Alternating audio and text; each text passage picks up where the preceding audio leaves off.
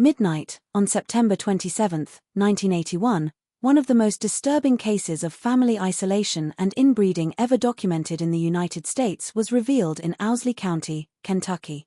In the heart of the Appalachians, Owsley was already known as one of America's poorest counties, a place where families lived for generations in isolated valleys, separated from the rest of the world by impossible mountains and roads that turned inaccessible during harsh winters.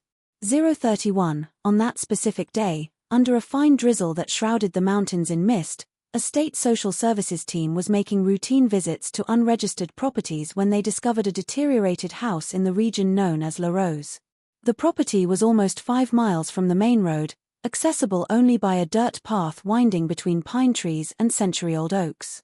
055, what they found would forever change the silent history of that valley. The house, a wooden structure darkened by time, had no windows, only openings covered with pieces of plastic and cardboard. The roof showed obvious holes, and the surrounding land was overtaken by tall weeds and rust. The unusual silence was the first thing to catch the social worker's attention. 117, even on the most isolated properties, there were always sounds, chickens, an old radio, conversations. Here, the silence felt like an entity of its own. When they knocked, they were greeted by an elderly-looking woman, later identified as 72-year-old Martha Branham. She tried to prevent the team from entering, but the strong odor emanating from inside, along with the visibly debilitated appearance of the woman, justified immediate intervention. 146, inside that house, which had no electricity or running water, lived 6 people: Martha, her daughter, 49-year-old Eloise Branham, and 4 younger women, later identified as Eloise's daughters. The 4 women, approximately between 18 and 30 years old, exhibited alarming physical characteristics: asymmetrical faces, severe strabismus, prominent jaws, and most notably, a clear difficulty in communication. 214, none of them spoke clearly, emitting only guttural sounds and rudimentary phrases that seemed understood only by them. The scene impressed even the most experienced social workers. In their official reports, they described the women moving through the space like ghosts, apparently without fully recognizing their presence. 233, their movements were uncoordinated, and all displayed repetitive mannerisms, such as rocking back and forth continuously. Most disturbing was the total absence of records. None of the 4 women had a birth certificate, school record, or any official document. It was as if they did not exist to the world beyond those walls. 253, that case would be just the beginning of the discovery of an inbreeding history extending for decades, an invisible cycle of isolation, abuse, and neglect that produced one of the clearest examples of the devastating effects of continued family crossbreeding. While authorities tried to understand what they were seeing, the 4 sisters Agnes, Mary, Louise, and Catherine, names they would receive later, as they had no official identities, remained seated on the dirt floor, as if this interruption in routine was just a brief inconvenience. 324, in decades of silence. The true story of those women, however, had begun much earlier, in another era of Kentucky, when geographical and cultural isolation formed the perfect setting for a family to close in on itself for generations. If you want to follow more cases like this, which shake entire societies and reveal hidden truths, subscribe to the channel so you don't miss any investigation. 350, after the initial discovery, county authorities faced an unprecedented challenge: how to investigate a situation where there were practically no records, external witnesses, or formal documentation. The 4 women were immediately taken to Cumberland Valley Regional Hospital for medical evaluation, while Eloise and Martha remained in custody. 412, the first medical reports, dated September 30, 1981, revealed an alarming picture. The 4 sisters presented a series of physical and cognitive characteristics compatible with what doctors at the time called degeneration by inbreeding. Dr. Robert Harkins, head of the medical team, noted in his confidential report, "We are facing a case where family endogamy appears to have occurred for multiple generations, resulting in classic manifestations of accumulated recessive disorders." 443, the investigation into the family history faced significant obstacles from the beginning. Martha Branham refused to cooperate, claiming family matters were nobody's business. The little information she provided was contradictory and vague. Eloise, in turn, showed limited cognitive capacity and clear signs of deep psychological trauma. 504, it was through parish records from the local Baptist church and testimonies from distant neighbors that investigators began piecing together the macabre puzzle of the Branham lineage. The first clues pointed to a history dating back to the 1920s, when William Branham, Eloise's father, established himself in that isolated region after leaving a mining community in Harlan County. 528, one of the most important testimonies came from Joseph Miller, then 83 years old, who had lived about 2 miles from the Branham property since 1925. According to his account to social worker Margaret Thompson on October 5, 1981, William was a strange man who didn't allow anyone near his property. He married a second cousin, Sally, who already had trouble speaking properly. 552, after she died in childbirth around 1940, we never saw an adult woman in that house again, just little Eloise growing up. The other children, 2 boys, also never left there. Another crucial point was the testimony of Florence Watson, a midwife who had worked in the region since the 1930s. 614, in her statement on October 12, 1981, she revealed, "I was called to the Branham property in 1945 to help with the birth of a young woman. When I arrived, I saw it was Eloise, only 13 years old, pregnant and in labor. William didn't let me stay after the baby was born, a boy. I tried to alert the sheriff at the time, but nobody wanted to get involved with the Brahms." 639, the investigation began focusing on reconstructing the chronology of births on the property. Between 1945 and 1963, Eloise apparently gave birth to 6 children, including the 4 women found in 1981. There were no formal records of any of these births, and the absence of genetic tests at the time made it impossible to determine paternity with certainty.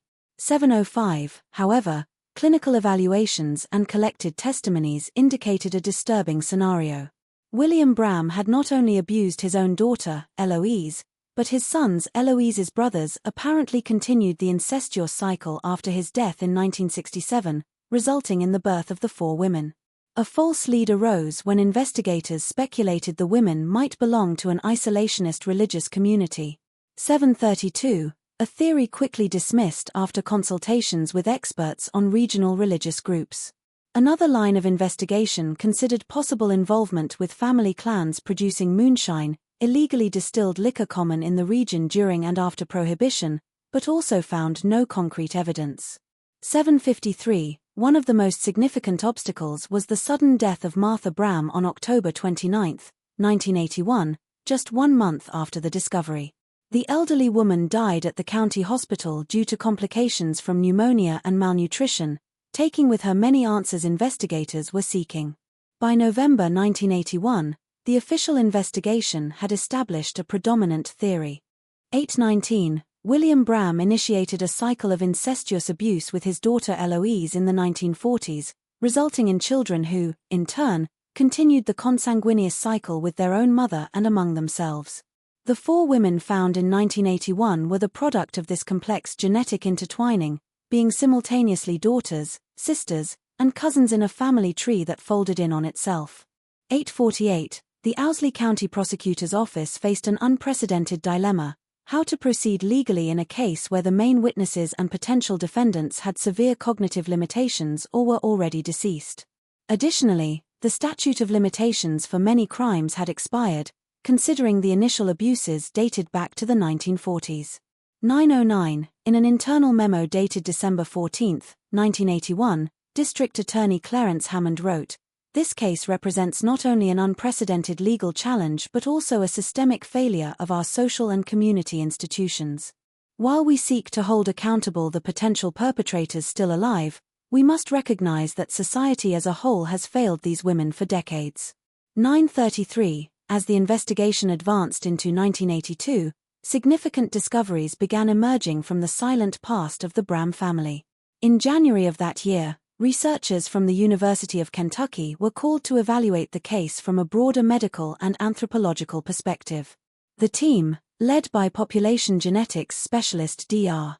954, Helen Montgomery, analyzed medical records and conducted extensive interviews with longtime residents. One of the most revealing documents was found in the local church archives, A baptismal record book containing notes from Pastor Jonathan Williams dated 1935, where he expressed concern about the improper marriage between William Branham and his cousin Sally. 1020, the pastor wrote, "I visited the Branham family today and found a concerning situation. William and Sally share maternal grandparents, and signs that our ancestors would associate with too much mixed blood are already noticeable in the children."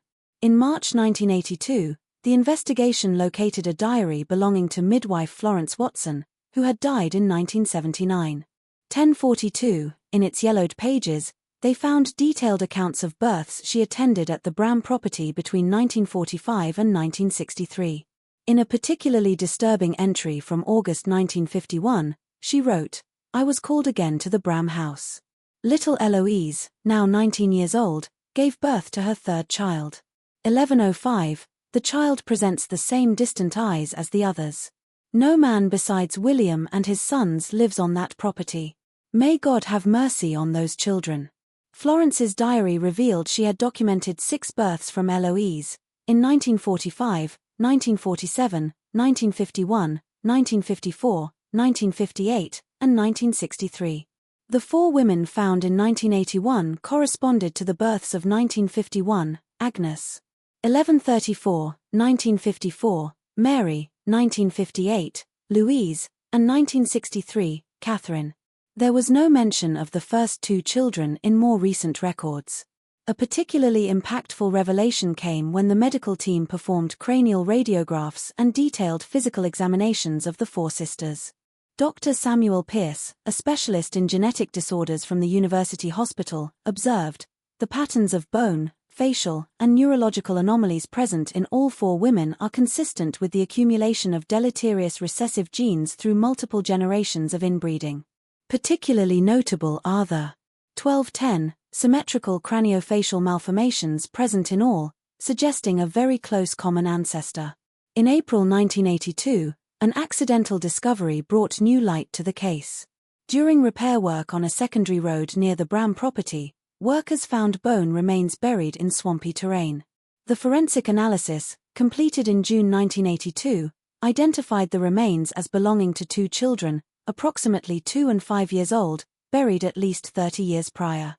1242, while it was impossible to determine the children's identity without genetic tests, which would only become available years later, the location and timeline corresponded to Eloise's first 2 children, who were never located. Perhaps the most disturbing revelation came through a late testimony from Harriet Combs, a social worker who had briefly visited the property in 1967 after an anonymous complaint. 1308, in her statement in July 1982, she reported, "I arrived at the property and was greeted by Martha, who prevented me from entering. I could briefly see the interior through the half-open door. I saw several people sitting on the floor, including young women and at least 2 adult men. 1326, what impressed me was that they all rocked back and forth in the same rhythm, as if in a trance. Martha said they were just praying their way and that I should respect their religious beliefs."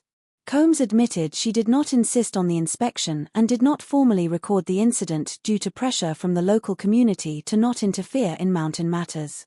1348, her late testimony illustrated how cultural isolation and institutional neglect had allowed the cycle of abuse to persist for decades.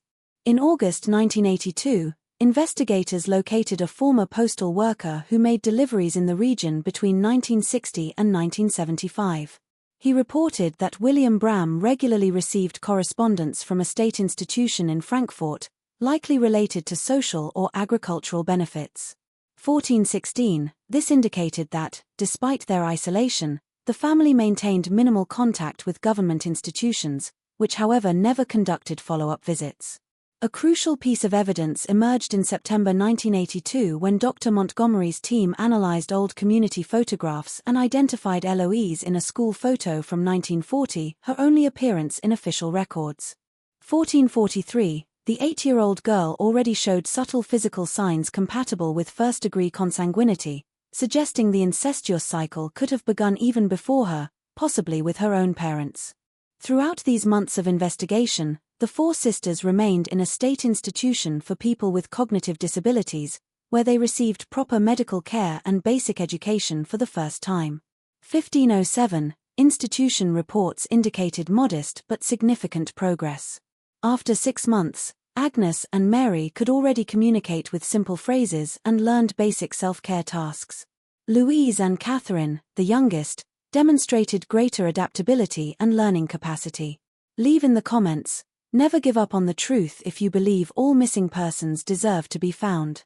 1533, by the end of 1982, after more than a year of intensive investigation, Kentucky authorities had finally established what became known as the Branham case, one of the most extreme examples of family isolation and continuous inbreeding documented in the United States. The story that emerged was more complex and disturbing than initial assumptions. 1554, William Branham, born in 1902, grew up in an isolated Appalachian mining community where marriages between cousins were relatively common due to geographical and cultural isolation. In 1920, he married his second cousin, Sally Jenkins, with whom he had 3 children, Eloise, born in 1932, and 2 boys, Jacob, 1934, and Caleb, 1936.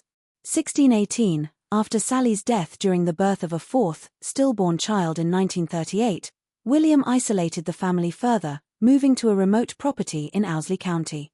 It was there, as investigators determined, that he initiated a cycle of incestuous abuse with his daughter Eloise, resulting in the birth of her first child in 1945 when she was only 13. 1644, from there, the horror multiplied.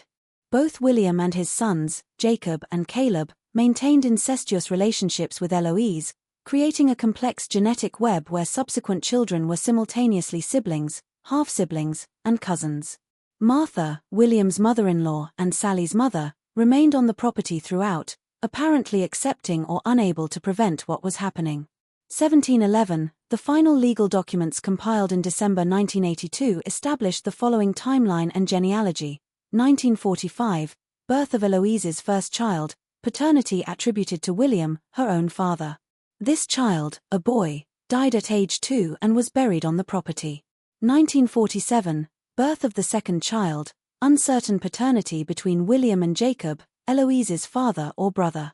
1739, this child also died in early childhood. 1951, birth of Agnes, paternity attributed to Caleb, Eloise's brother. 1954, birth of Mary, paternity attributed to Jacob, Eloise's brother. 1958, birth of Louise, paternity possibly attributed to the son born in 1945, Eloise's son-brother, before his death. 1807, 1963, birth of Catherine, paternity attributed to William, shortly before his death. The genetic implications were profound. Dr. Samuel Pierce explained in his final report, this case represents an extreme example of multigenerational consanguinity where the coefficient of inbreeding reached levels rarely documented in modern medical literature. 1828, the phenotypic manifestations observed in the 4 surviving women are consistent with the homozygous expression of multiple deleterious recessive genes. In medical terms, the 4 sisters presented a constellation of rare genetic conditions, including moderate microcephaly, characteristic craniofacial deformities, moderate to severe intellectual disability, skeletal anomalies, particularly in the extremities, congenital heart problems in 3 of them, partial hearing loss, and neurological disorders manifested as 1904, repetitive movements and communication difficulties. The legal resolution was complicated by several factors. William Branham had died in 1967. Jacob and Caleb, who would have been 46 to 48 years old in 1982, were never located. Investigators suspected they had also died or left the region years before. 1929, Eloise, age 50 in 1982, was assessed as severely cognitively compromised and unable to legally answer for her actions. On February 14, 1983, Judge Howard Thornton issued his final decision. Eloise Branham was declared legally incapable and sent to a state institution for long-term care.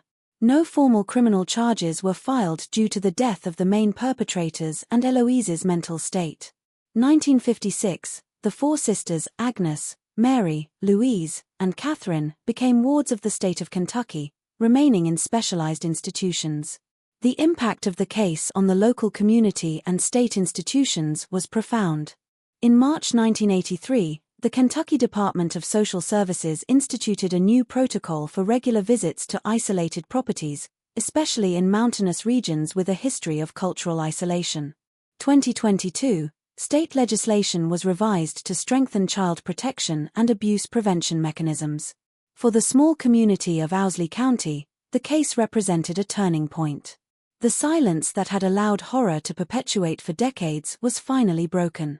In an April 1983 editorial in the local Owsley County News the editor wrote, "For too long, we have hidden our eyes behind the notion of family privacy and mountain autonomy."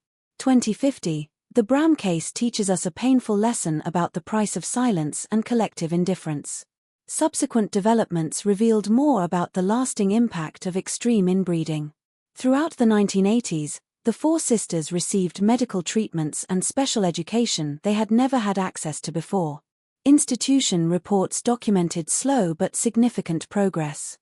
2113, Agnes, the oldest, never developed complete speech but learned basic sign communication and could perform simple tasks with supervision. She died in 1997 due to cardiac complications at age 46. Mary demonstrated greater adaptability, learning to read simple words and developing notable artistic abilities. Her drawings, often depicting four female figures holding hands, were preserved by the institution. 2141, she died in 2001 at age 47 due to a respiratory infection. Louise, considered the most resilient, eventually managed to work on supervised tasks in the institution's laundry and developed basic social relationships with staff and other residents. She died in 2008 at age 50. 2201, Catherine, the youngest, showed the most significant cognitive gains after receiving adequate stimulation. In 1990, she was transferred to a supervised residential group environment where she lived until her death in 2012 at age 49. The old Branham property, the scene of decades of horror, was eventually taken by the state for lack of tax payment. 2225, in 1990, the deteriorated structure was demolished, and the area gradually returned to nature. Today, few local residents can identify the exact location where the house stood. In 2002, a discrete memorial was established in the county cemetery dedicated to the Branham sisters and all silent victims of isolation and neglect.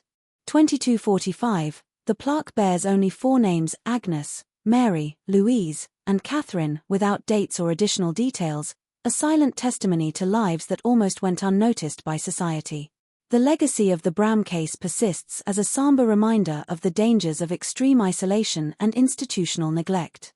The story of the four sisters from Kentucky has become a case study in social service and medical colleges, illustrating the devastating effects of continued inbreeding and the critical importance of social protection systems.